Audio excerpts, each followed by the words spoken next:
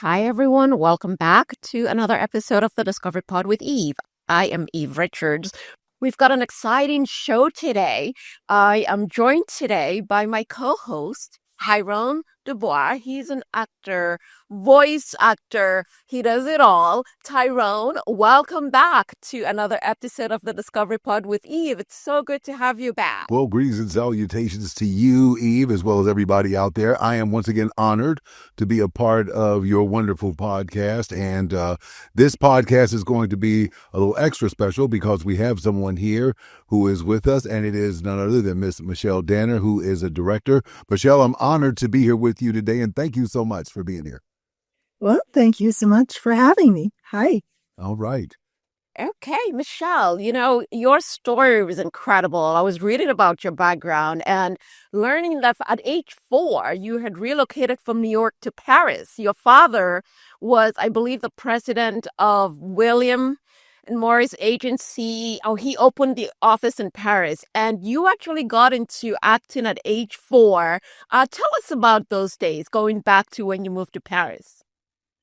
Yeah, so my dad opened the very first William Morris Agency in Paris, France. As a matter of fact, I was there last night at the William Morris Endeavor here in LA, watching a screening of The Apprentice, which was very interesting. But I remember a year ago being in Paris at the corner Chateau Marbeuf of the street where he opened the offices. And when I was a little girl, I'd go to the office and play under his desk, and all these big stars would come in and talk about their careers and their vision boards. And I remember, just playing and listening to all of that.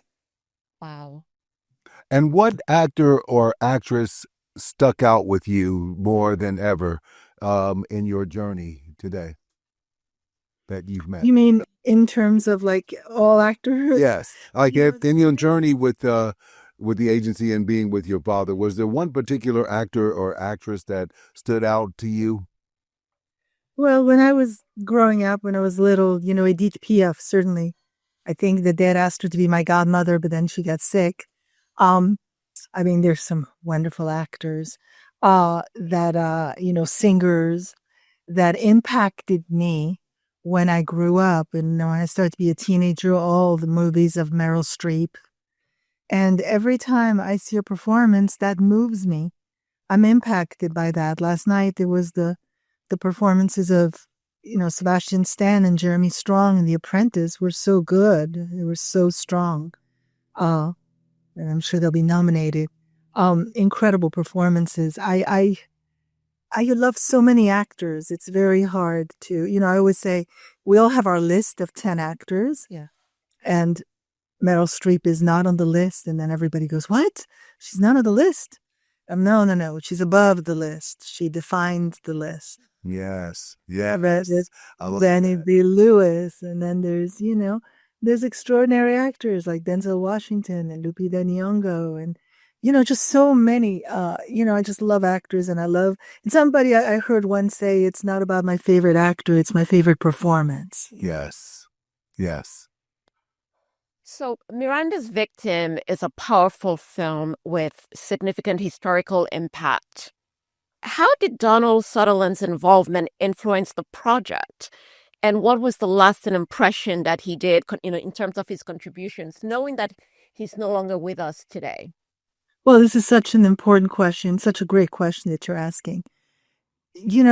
Donald Sutherland always reminded me of my dad, always. And he was my mother's favorite actor. So I remember I was location scouting in New Jersey when the call came in and they said, Donald is interested in playing the part. So it was like, I just felt that there was an angel looking down on this project that was saying this is going to happen. But he, the fact that he signed on early on made the whole difference. And then working with him, he sent me the most beautiful emails. I have to say that I've been wanting to frame them. The way he writes and his sense of humor and the heart that he brought to the work, to creating the character of Judge Wren. He just cared so much. And this, sadly, was his last movie role. I remember emailing him and telling him that I had another project I wanted to work with him on. Um, but it was extraordinary to work with him. I absolutely have no words, and he's the reason why.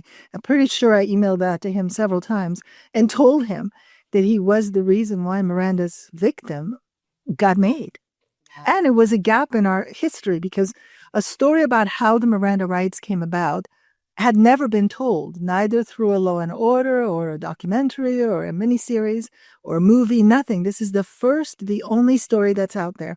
It's about, how the survivor, Patricia Weir, fought for her rights, and it gave birth to the Miranda rights. Wow. Ms. Danner, tell us more about your journey as a director. How did it all come about for you? I mean, it started for me with my passion of storytelling. When I was growing up in Paris, I would always go to the library. I'd come back with, bags of books. I would set up myself on my closet, like up in my closet, a little reading area. And I would just read as much as I could. So love of stories, love of literature, love of words. And then I took acting classes at the Conservatory of Paris, at Versailles. And then I moved to New York when I was a teenager and studied with Stella Adler, with Uta Hagen, with Herbert Bergdorf. And from there moved to LA, where I started to teach acting because I was passionate about the craft of acting. And so at one point, I remember I had 3 auditions that were going to take me out for the day. And then I had 7 people calling me for coachings. And I was like, okay, which one? And I was like, you know what, just coach everybody and forget the auditions, because you could either get them or not get them, but this is a tangible thing. So then I started to coach and I started to teach. And from there, I realized that I wanted to sign the paintings. And when you're a director of a movie, you get to do that. You get to pick everything, the canvas, the textures, the brushes, the colors. And so I realized that that was my way of telling the story the way that I wanted it to be told. And so I went into directing, and I'm lucky enough that I have been working consistently as a director and fulfilling, a mission that's in me to tell stories. That's incredible. So your latest project, which I'm sure you just completed, Under the Stars in Italy, and your mother is Italian as well. You've got such an amazing cast, Andy Garcia. And tell us about that project. Yes. So after Miranda's Victim, I actually shot another movie in between. I shot a movie called The Italians that just won an award for Best Movie at the Los Angeles International Film Festival a couple of nights ago. Wow, congratulations. Thank you. We're headed to New York to the Big Apple Film Festival on December 12th. It'll be released next year. At the end of the movie, there's a card that says, "For my mother, Loredana, who was Italian." And I've always had a love of Italy. We would go on vacation. I grew up in Europe for most of my childhood. We'd always go on vacation in Italy. My mother was from Milano. And so when they offered me this movie, I hadn't even read the script. They were like, "Oh, we got a rom-com. Do you want to go shoot it in Puglia?" So they had me at Puglia because my whole childhood, I always heard Puglia is so beautiful in Italy. It's so beautiful. I was like, yeah, I'll go. And it was beautiful, and I had a great experience shooting. And I asked Andy Garcia, who was also Miranda's Victim, and got a chance to work with the extraordinary Toni Collette, and Alex Pettifer, who's wonderful, Eva Di Domenici, that's in The Cleaning Lady, and a lot of, well-known Italian actors. Rob Estes, who I've collaborated with on so many projects, also, was part of the cast. Wonderful actor. So I had this cast, and I, did this rom-com. I'm in post-production now. It's a fun story about falling in love. And so I think we need those stories right now. Yeah. Ms. Danner, you have had a lot of highs in your journey and your career. Tell us about some more of the highs in which you've had in your life. Oh, my biggest highs are my children. Those are my highs. Is, having 2 wonderful boys. One of them recently graduated from USC, studied film and theater, and he writes, and he works with me in the production company, and he's writing his own scripts and rewriting other scripts. It's just great to work with your son who's artistically, minded and loves the work and loves storytelling. So I'm very lucky in that way. I also work with my sisters as well. And I work with a group of, collaborators from my first AD to my director of photography to my editor who worked with me on countless movies. So I'm very lucky to have this, this village around me. That's fantastic. So tell us about your days. I think you did some soaps as well, and you're actually supposed to be a background actress, but you ended up becoming one of the major. You had like a reoccurring Well, role. not a major. I don't know where you heard that, but what it was is I had booked yes, an extra on All My Children, Yeah. and I was studying with Stella Adler. So I was in the room with all the extras and I'm like writing this backstory for my character, like this intense backstory. But what was interesting is that they noticed me amongst all of the extras. And so they bumped me up. I think it was an under 5 or something, or a little recurring something. But anyway, because I feel like, I was popping so much because I was full with life. I knew the backstory of my character so intensely. Incredible.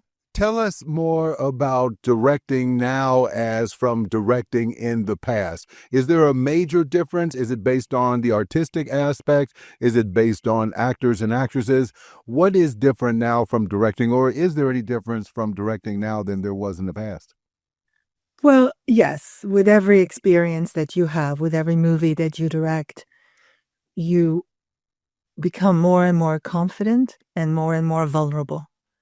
Um, I mean, I'm always vulnerable. I always feel like I don't know what I'm doing. The last day of shooting Miranda's Victim, was the last day. We were not going to get the actors back. As a matter of fact, that was good because I didn't have any reshoots. And I had 27 setups because we had lost a location because of the storm. There was the storms in New Jersey, so we had to shut down. So we lost time, and I walked on set. And I was early on, I was staying in this house on the beach and swam in the pool and looked up and I saw this bird. This bird came and we had like this interaction with this bird. It seems a little crazy, but I walked on set and I told the crew and I told, we're going to get all this today. And everybody's like, there's no way people thought I was absolutely crazy. And I had a plan. I was very, very focused. I mean, talk about the power of intent. And I got all my shots. I found a way to do it. I directed traffic and we also had a company move, which, is so crazy. And we didn't lose time. We did not hit penalties. And we were supposed to wrap at 5 o'clock in the morning and we were on the beach. It was the last day was the rape scene in the car. And it was literally apocalyptic. The sun's coming up. And, and I literally stopped exactly on time at, I think it was 5:30 a.m. And I had told my nanny who came with me, I'm going to be back at the house at 7 a.m. And I was exactly, not at 7:01. Everything was like right on. It wasn't even a minute late. And I was able to get the 27 setups. And I was looking at my DP and my first AD and I said, I told you guys. Wow. So going back to your latest project, Under the Stars, how does this differ from your previous body of work? And what new themes are you willing to share with the audience? Or Well, excited to share rather with the audience? Yeah, it's a romantic comedy. I've directed romantic comedies before. There was so I had finished watching the reality. I never watched reality shows like ever, but I had watched The Golden Bachelor. Oh. And and I said to myself, well, there needs to be a second storyline in this movie that deals with the older people falling in love. So then I brought in this other storyline about Andy Garcia's character and Toni Collette's character meeting and falling in love. There's that movie Before Sunrise, I think, that really captures two people falling in love in the moment. So I was inspired by that. And yeah, I mean, it was great to shoot in Italy because it's so beautiful. The hours, they have these French hours in Italy. So you only get to shoot 10 hours as opposed to 12 and a half, like in the States. And that's a strict thing. If not, you go overtime. But I found that we made it work. It was 24 days of shooting. And I like my sets to be very calm. At one point, I think on day 4, somebody started to yell. because I wanted to put the camera up in height, and like, there's no time to do that. And I was like, oh, wait a minute. No. This doesn't happen on my sets. Calm down. And, that's not the way I work. Yeah, because all the actors have to feel a safe environment so they can explore things and take risks. So I make sure that that happens. But I had a great experience shooting in Italy, and actually I want to go back. In listening to your stories, as you were telling that story, I was about to ask you, what are some of the things in which you do to help motivate your actors and actresses on the set? The first thing I heard you say was being calm, and I think that's the most important aspect of people feeling comfortable. What are some of the other things you do in which to help motivate your actors and actresses on the set? Well, yeah, it's not to feel the pressure, because when some of it is good for the adrenaline, but mostly I think that if you have a released instrument, that's when, choices can come out of, and you can explore things and then go deep and take chances. And so I like a lot of calmness on the sets. I think that that's the key. I like my actors to feel like they're taken care of. Yeah. I like them to know that if there's, something they want to talk about, I'm always accessible to them, obviously. And then they call for me several times, I want to talk to you, I want to talk to you. And we talk about it ahead of time. And, we talk about the choices. We talk about what this is about and, what the height of it is, what the stakes of it are. Yeah, I don't never want them to feel like, oh God, we got to move on. We got to move on because, time. Yeah. I want them to feel that the opposite, that we have all the time in the world to shoot this. So yeah. You trained with some of the best, and you being an acting coach, director, and you've been an actress as well. What sets your school apart from the others? Well, I think that we are not dogmatic. I did study with a lot of the great teachers. And one of the things that always made me want to run was the idea of dogma. When someone said, this is the only way that you can do this, I'm like, whoa, wait a minute. That cannot be. This is art. There's got to be another way and yet another way and another way. There has to be infinite possibilities. So I don't believe in all of the actors coming to the middle, the herd mentality. And it's all the same teachings for everybody. Everybody has to assemble for themselves a unique set of skills. And I call it their own golden box, where they not only learn tools and how to break down scripts and create a character and make choices, but also every lesson that you learn when you work, when you're on set, when you're on stage, and life lessons that will inevitably come your way on a daily basis. All of those go into this golden box, and you have the key, and you dig in there and pull out what you need for the moment, for that part, for that story. Ms. Danner, can you tell me about one of your proudest moments as a director? Well, there's so many, but since we talked about Donald Sutherland, I must say that his face comes up. It's the twinkle in his eyes. Oh, yeah. It's him doing it, and I want to do it again. I want to do it again. It's his desire to keep raising the bar, which always is something that moves me. So he comes up, but of course, since I love actors so much and I feel that it's such a collaborative process, every actor that I connect with, I have these experiences with, and I connect mostly with 99% of my actors. That's great. So you've been an actress, you're a director, you've done Broadway. What's your advice for any emerging filmmakers, actors, directors to find their voice in the industry? Well, I think it's really important that you should study. You should take the time to research, to watch as many things as you can. It's such an interesting time in the last decade. Obviously, everything has exploded. There's so much content on every platform. I just watched, not last night, but the night before, the movie with Sean Penn and Dakota Johnson, which I loved quite a lot, Daddy-O, which was shot in 10 days on a soundstage with LED screens because it all takes place pretty much in a taxi cab from JFK into New York City. I really liked it. I really liked that kind of filmmaking. I just think the most that you can study. I did not do what my son did. I didn't go to film school. I didn't do that. I was self-taught. Uh, I took myself to the theater and I took myself to the movies and to the museums but I would do everything that I'm doing now. I would do it a whole lot earlier. And you can see behind me, everybody asks me, did you read all these books? Did you watch all these movies? Well, a lot of them, yes. Yes, since this is what I'm passionate about. Ms. Danner, you spoke about the being self-taught aspect, which is really unique.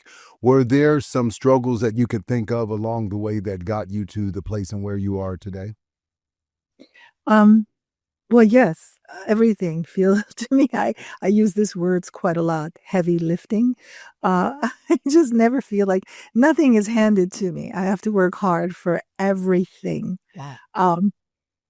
It's a fact. I feel, but this is what I hold up the mirror to not only my two kids, but my students.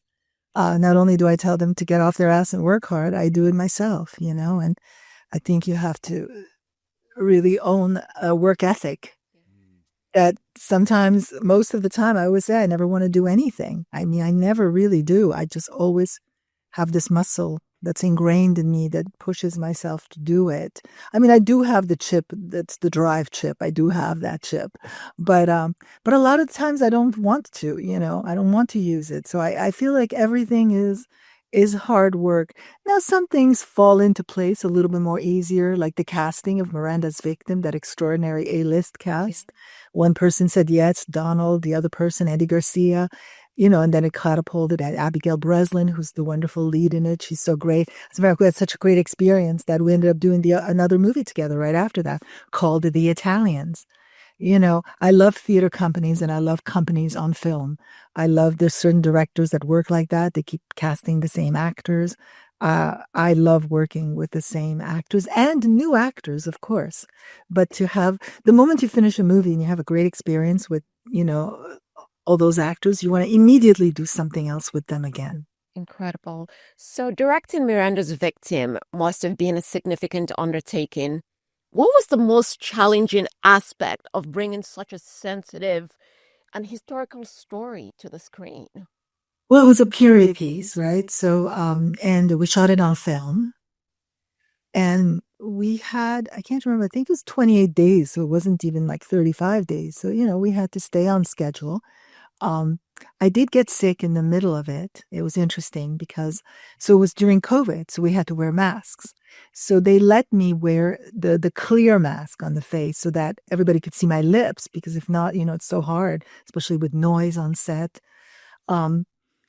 So we were shooting these scenes, with the smoke machine, and people were smoking these cigarettes, because it's in the 60s. And so that smoke, the combination of all that smoke got under the mask. And I ended up getting an infection and a throat infection. And I remember, as a matter of fact, during lunch, I went to urgent care and my throat was like, on fire. And the doctor from urgent care called me and goes, you have to go to the emergency room. You don't understand. This could travel to your blood. You could die. And I was like, I have 6 more hours to shoot. If I go to the emergency room now, we got to shut down because nobody's going to take over for me. I said, I'm just going to take my chances, shoot for 6 more hours, and then I'll go to the emergency room. So I did that. And thankfully, I didn't need surgery. And we worked it out. I did, this steroids, which is a pain in the ass, but I did it. But I have to say that comes up as a challenging, except in addition to the last day, the 27 setups that everybody told me were impossible to get. Those two things, getting sick in the middle of it and that, are two things that come up. Wow. You spoke fondly about your son who has somewhat taken a bit of a same path in which you have. Tell us more about the journey in which he's on, and do you see him being perhaps as good as his mom? No, This is not a competition. This is not a competition. Pass me. far. I always say I know nothing. He's gonna surpass me by far. Remember, you'll see. We have this interview that we did, and we'll see what happens in the next 10 years. He has extraordinary ideas. He's a wonderful writer. The last 3, 4 movies that I've done, he basically came on and rewrote them. And this movie Helios, I have a big, sci-fi thriller movie about sun flares hitting the earth, and we have some great sponsors, Jeff Bezos, Blue Origin, um, Space Kids. We're going to shoot at NASA. We have permission to shoot there for 10 days.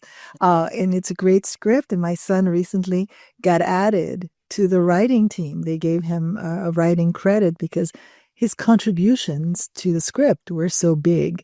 And he worked on it hard, and he took it to this place that it's in right now, which is a great place.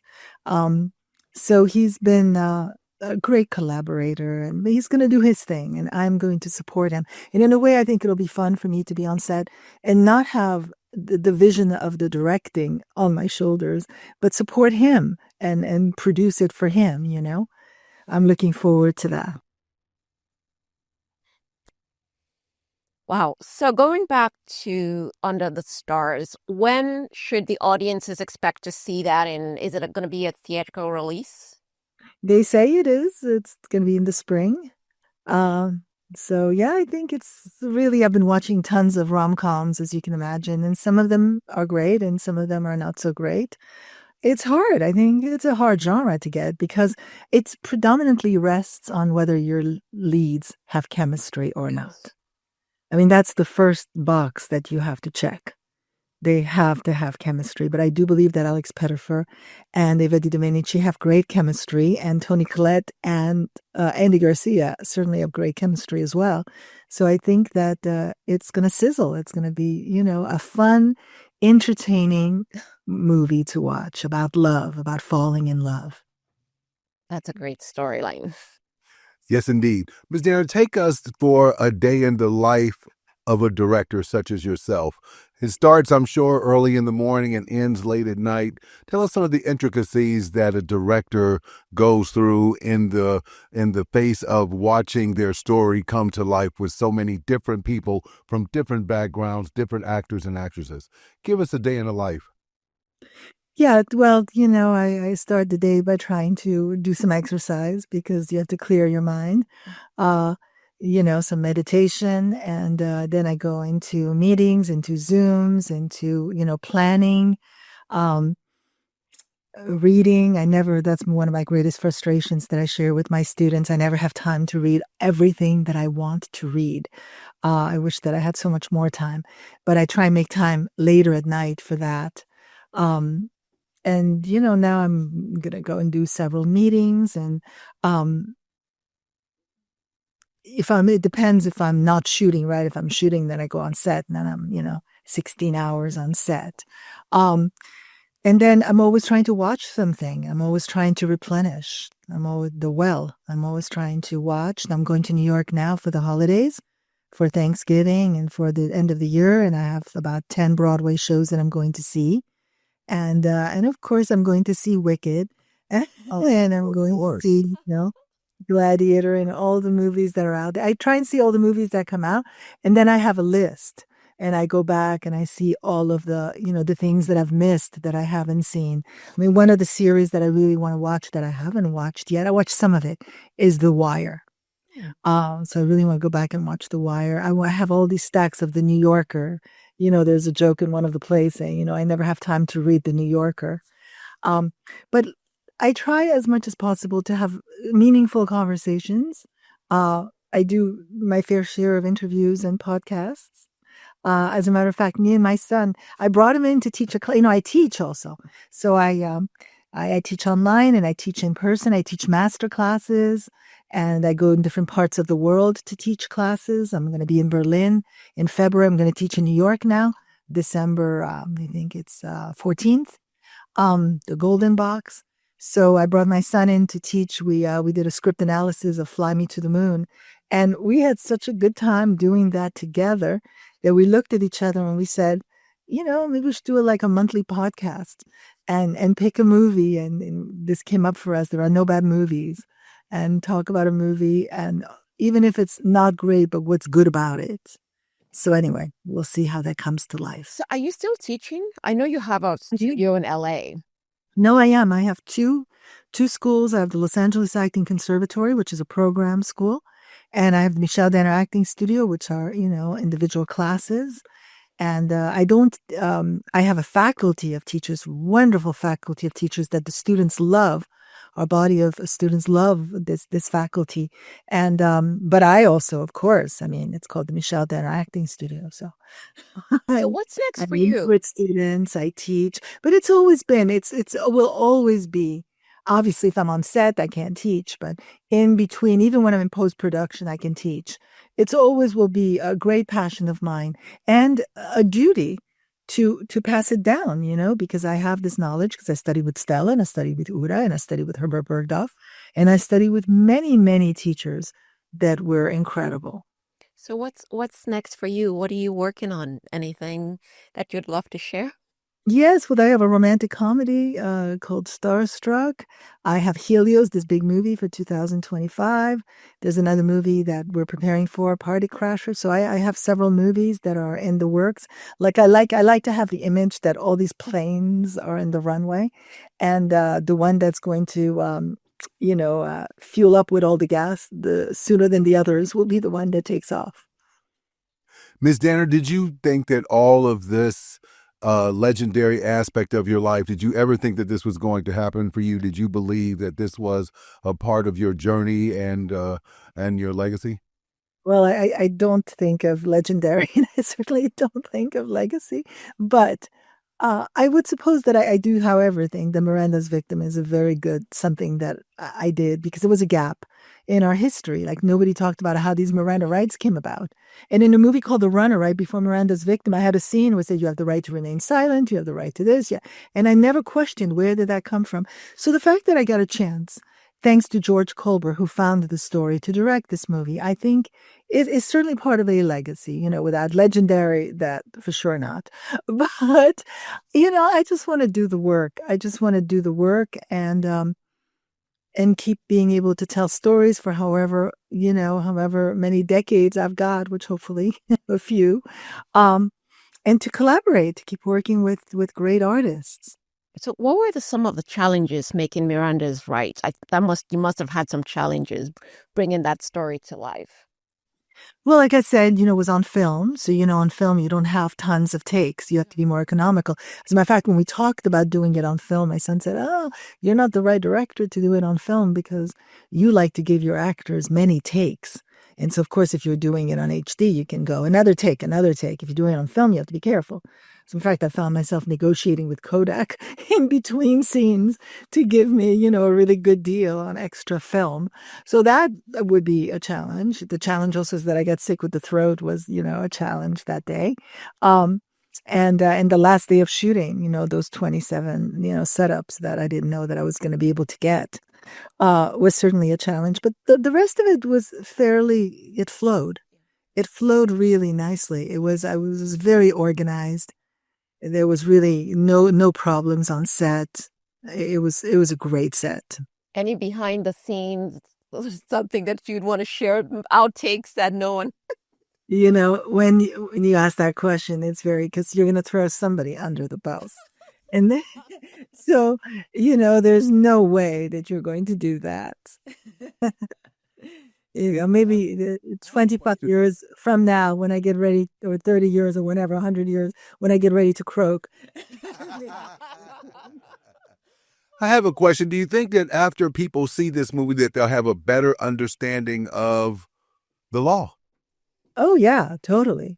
We've had people weigh in, like lawyers and judges, and Right. the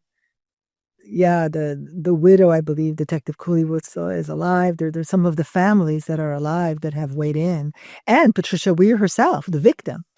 And she said it was very accurate, and she was very supportive, and she came out and supported the movie. Her and I went together. We did the Morning Joe show. Oh. Um, to wake up at 4 o'clock in the morning for that. That was fun. Wow.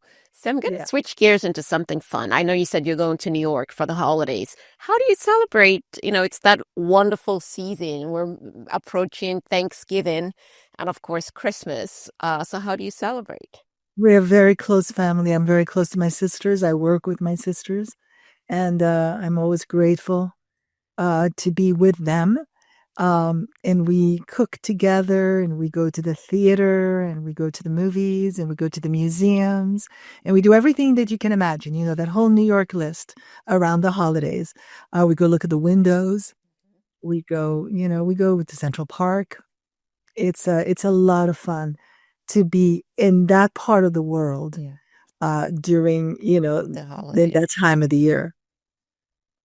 Visiting all around the world, I know you said that Italy was one of your favorite places. Do you have some other favorite places as well? Um, Yes, I love Europe. Is just all of Europe. We did this trip with my sisters, with my family.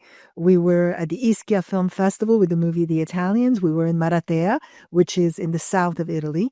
And then we went from there, we went to Norway, we went to Flam. We took this boat and the train, and this woman sings. It's a very iconic trip in Norway. And then we went to Sweden, we went to Stockholm, and from there went to Portugal. We went to Lisbon and different parts of Portugal. And then I went back to Sardinia, a beautiful place in Italy, on a yacht, because I'm trying to raise money for movies, upcoming movies. So there were a lot of people there. And so I travel a lot. I love all kinds of parts of the world, places that I haven't been to. I have that on my vision board. Like I've always wanted to go to Bali. I've always wanted to go to Japan. So I'm sure that that's going to happen in the year to come. And I went to South Africa. I went to Johannesburg. I went to Cape Town. Beautiful, beautiful places. I went to Russia.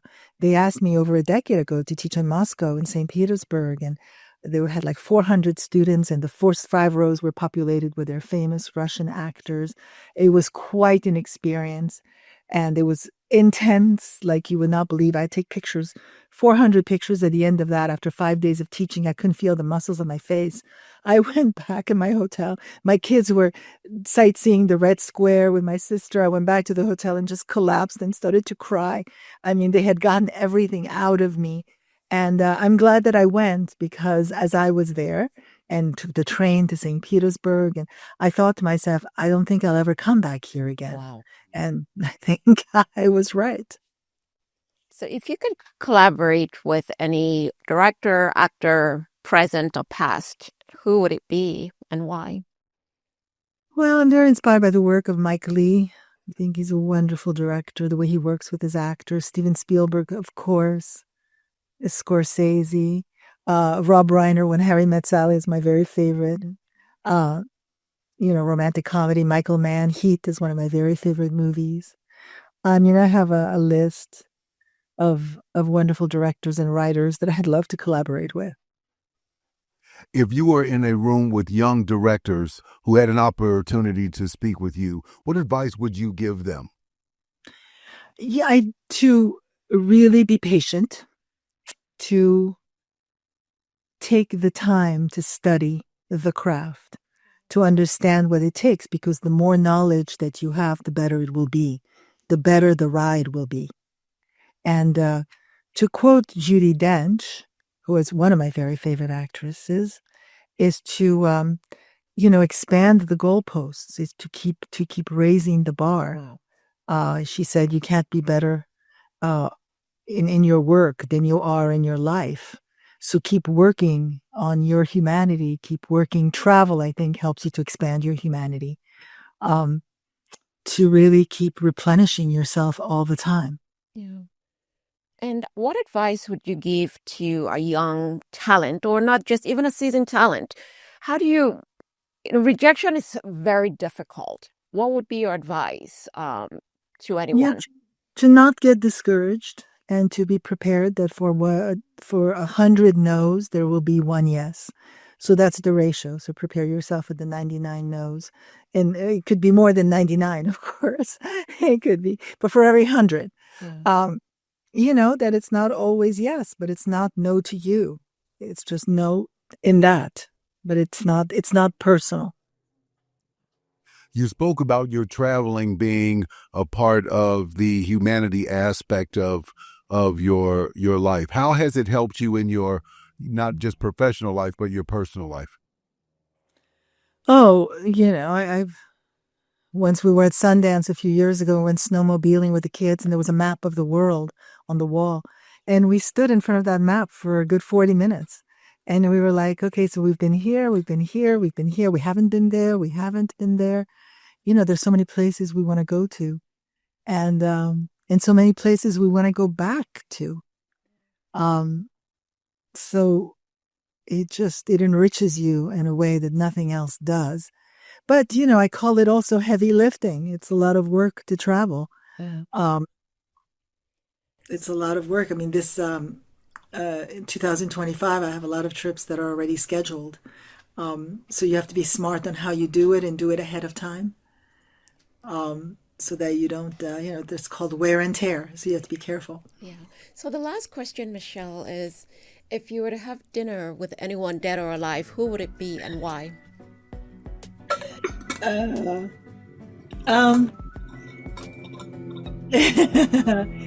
God, that is such a hard question. It's a really hard question because too many people come up, like one face after the other comes up. But if I had to throw out one person, you got me there. You got me. Just do it. Meryl Streep. Oh, that's a very good one. Michelle, this has been amazing getting to meet you in person, talk about your body of work. It was really incredible. Thank you so much for spending time with us today. Thank you Ms. for Tanner, having me. I'm absolutely honored. Thank you so much. Thank you. This was such a fantastic episode. Yeah. Ladies and gentlemen, thank you so much for watching this. Thank you. Bye. Thank you so much for watching us today on the Discovery Pod with Eve's YouTube channel. You could listen to this episode on your favorite podcast. Roger Neal, thank you so much for producing. Jamie, thank you. And of course, Tyrone, thank you so much. Again, ladies and gentlemen, please watch this episode on the Discovery Pod with Eve's YouTube channel. Please tune in next week. You never know who's going to stop by. Until then, bye.